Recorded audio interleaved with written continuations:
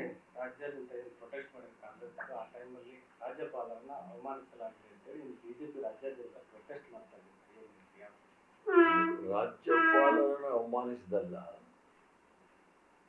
ರಾಜ್ಯಪಾಲರು ಸಂವಿಧಾನಕ್ಕೆ ಅಪಮಾನ ಮಾಡಿದಾಗ ಅದರ ವಿರುದ್ಧ ಪ್ರತಿಭಟನೆ ಮಾಡತಕ್ಕಂಥದ್ದು ಪ್ರಜಾಪ್ರಭುತ್ವದಲ್ಲಿ ಸಾಂವಿಧಾನಿಕ ಚೌಕಟ್ಟಿನಲ್ಲಿ ನಮ್ಮ ಹಕ್ಕು. ಅದನ್ನು ರಾಜ್ಯಪಾಲದ ವಿರುದ್ಧ ನಾವು ಇಡೀ ರಾಜ್ಯದಲ್ಲಿ ಪ್ರತಿಭಟನೆ ಮಾಡಿದ್ದೀವಿ.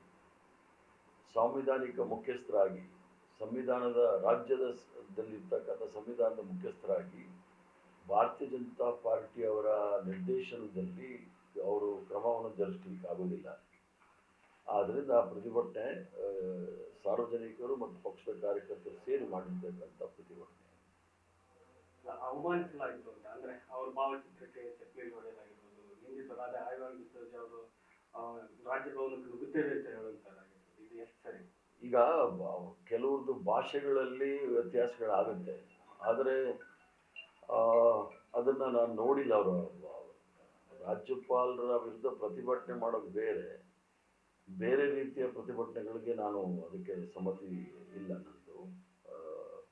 ಆದ್ರಿಂದ ನನಗೆ ರಾಜ್ಯಪಾಲರು ನನಗೆ ಕೆಲಸ ಆಗಿದೆ ಅಂತ ಹೇಳ್ತಾರೆ. ಆಗಿದೆಯಾ ಆಗಿಲ್ಲ ಸರ್?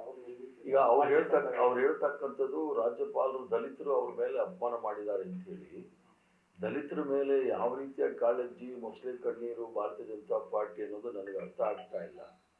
ನಿರಂತರವಾಗಿ ದಲಿತರ ಮೇಲೆ ದೌರ್ಜನ್ಯ ಆಗುವಾಗ ಇವರೆಲ್ಲರೂ ಸಹ ಕಣ್ಣು ಮುಚ್ಕೊಂಡು ಕೂತ್ಕೊಂಡವರು, ಮತ್ತು ನಿರಂತರವಾಗಿ ಸಂವಿಧಾನವನ್ನು ಬದಲಾವಣೆ ಮಾಡ್ತೀನಿ ಅಂತ ಹೇಳ್ತಕ್ಕಂಥವ್ರು ಇವರು ಮೊಸಳೆ ಕಣ್ಣೀರು ಹಾಕೋದ್ರ ಅರ್ಥ ಇಲ್ಲ. ಮನೆ ಮೇಲೆ ಕಲ್ಲು ಹೊಡೆದು ಪ್ರತಿಭಟನೆ ಮಾಡುವಾಗ ಐವಾನ್ ಡಿಸೋಜಾ ಅವರು ತಪ್ಪು ಮಾಡಿದರೆ ಕಾನೂನು ಕ್ರಮ ತೆಗೆದುಕೊಳ್ಳಿ, ಅದಕ್ಕೇನು ಬೇಡ ಅಂತ ಹೇಳೋದಿಲ್ಲ. ಆದರೆ ಮನೆ ಹತ್ರ ಹೋಗಿ ಕಲ್ಲು ಹೊಡೆಯೋದು ಅದೆಲ್ಲ ಹೇಳಿತನ. ಅದು ದಕ್ಷಿಣ ಕನ್ನಡದಲ್ಲಿ ಕೆಲವು ಸಂಘ ಪರಿವಾರವರ ಕಿಡಿಗೇಡಿಗಳು ಮಾಡ್ತಕ್ಕಂಥ ಕೆಲಸ. ಬಾಡಿ ಸದ್ದು ಮಾಡ್ತಾರೆ. ಇದರಲ್ಲಿ ದಾಖಲೆಗಳನ್ನ ವೈಟ್ನರ್ ಹಚ್ಚಿ ತಿದ್ದಲಾಗಿದೆ ಅನ್ನುವಂಥ ಆರೋಪವನ್ನ ಎಚ್ ಡಿ ಕುಮಾರಸ್ವಾಮಿ ಅವರು ಮಾಡ್ತಾ ಇದ್ದಾರೆ. ಈಗ ಮೂಢ ಆರೋಪದಲ್ಲಿ ಆರೋಪ ಮತ್ತು ಪ್ರತ್ಯಾರೋಪ ಆಗ್ತಾನೆ ಇರ್ತಕ್ಕಂಥ ನೋಡ್ತಾ ಇದ್ದೀವಿ.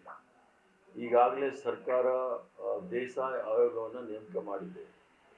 ದೇಸಾಯಿ ಆಯೋಗ ಇವೆಲ್ಲವನ್ನು ಸಹ ಕುಲಂಕುಷವಾಗಿ ತನಿಖೆ ಮಾಡಿ ವರದಿ ಕೊಟ್ಟ ನಂತರ ವೈಟ್ನರ್ ಹಾಕಿದಾರಾ, ಬ್ಲ್ಯಾಕ್ ಇಂಕ್ ಹಾಕಿದಾರಾ, ಗ್ರೀನ್ ಇಂಕ್ ಹಾಕಿದಾರಾ, ರೆಡ್ ಇಂಕ್ ಹಾಕಿದಾರಾ ಎಲ್ಲ ಹೊರಗಡೆ ಬರುತ್ತೆ.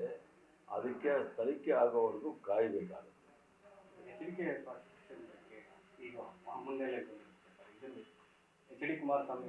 ನಾನು ಅದನ್ನು ಏನು ಅಂತ ನೋಡಿಲ್ಲ, ನೋಡಿದ್ರೆ ಅದಕ್ಕೆ ಬಿಜೆಪಿಯವರು ಕೂಡ ಪ್ರತಿಭಟನೆ ಮಾಡ್ತಿರುವಂತದ್ದು ಯಾವ ವಿಚಾರದಲ್ಲಿ ಅಂದ್ರೆ ರಾಜ್ಯಪಾಲರಿಗೆ ಅವಮಾನ ಮಾಡಿದ್ದಾರೆ ಹೇಳಿದ್ನಲ್ಲ ಅದನ್ನೇ.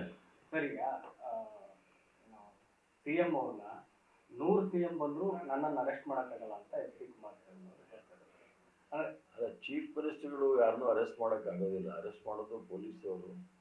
ಅರೆಸ್ಟ್ ಮಾಡೋಕ್ಕೆ ಹೋಗುವಾಗ ಅವರ ಅಂತಸ್ತಿಗೆ ತಕ್ಕಂತೆ ಅವರು ಕೇಂದ್ರ ಮಂತ್ರಿಗಳಾಗಿದ್ದಾರೆ. ಯಾರಾದರೂ IPS ರ್ಯಾಂಕವ್ರು ಹೋಗಿ ಅವ್ರನ್ನ ಪ್ರಶ್ನೆ ಮಾಡ್ತಾರೆ. ಆ ಕಾನ್ಸ್ಟೇಬಲ್ ವಿರೋಧ ಮಾಡೋಕ್ಕಾಗಲ್ಲ.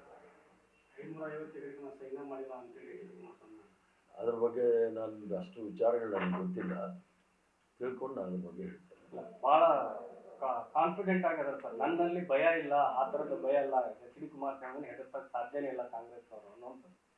ನನ್ನ ಮಕ್ಕಳಲ್ಲಿ ಏನಾದ್ರು ಭಯ ಯಾವ ವಿಚಾರದಲ್ಲಿ ಎದುರಿಸ್ತಾರೆ ಅನ್ನೋ ಪ್ರಶ್ನೆ ಯಾರು ಪ್ರಜಾಪ್ರಭುತ್ವದಲ್ಲಿ ಯಾರಿಗೂ ಎದುರಿಸ್ಲಿಕ್ಕೆ ಆಗೋದಿಲ್ಲ.